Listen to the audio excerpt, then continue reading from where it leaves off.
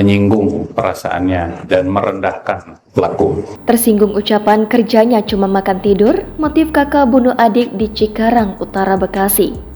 Polisi mengungkap kronologi dan motif kakak bunuh adik kandung di Kampung Pilar, Desa Cikarang Kota, Cikarang Utara, Kabupaten Bekasi.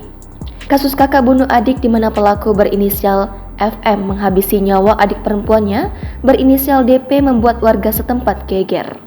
Kapolres Metro Bekasi Kombes Pol Twedi Aditya Benhyadi mengungkapkan kasus kakak bunuh adik dipicu karena pelaku merasa tersinggung dan kesal dengan perkataan korban yang kerap sekali dianggap menyinggung perasaan dan merendahkan pelaku. Motif diduga pelaku merasa tersinggung, merasa kesal karena perkataan korban yang kerap kali dianggap pelaku menyinggung perasaannya dan merendahkan pelaku. Pelaku merasa terus mendapatkan perkataan dari adiknya itu membuatnya emosi hingga akhirnya tega menghabisi nyawa sang adik.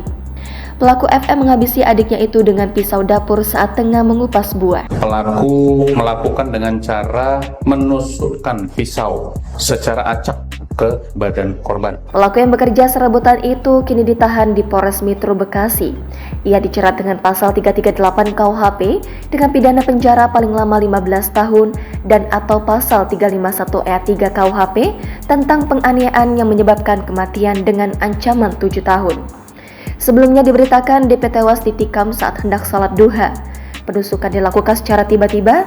F datang membawa pisau dapur dan langsung menusuk adiknya hingga tewas pada Kamis 19 Oktober.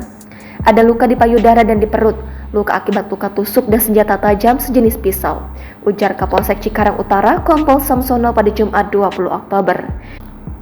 DP sempat dibawa ke rumah sakit tetapi nyawanya tidak tertolong akibat luka tusukan tersebut.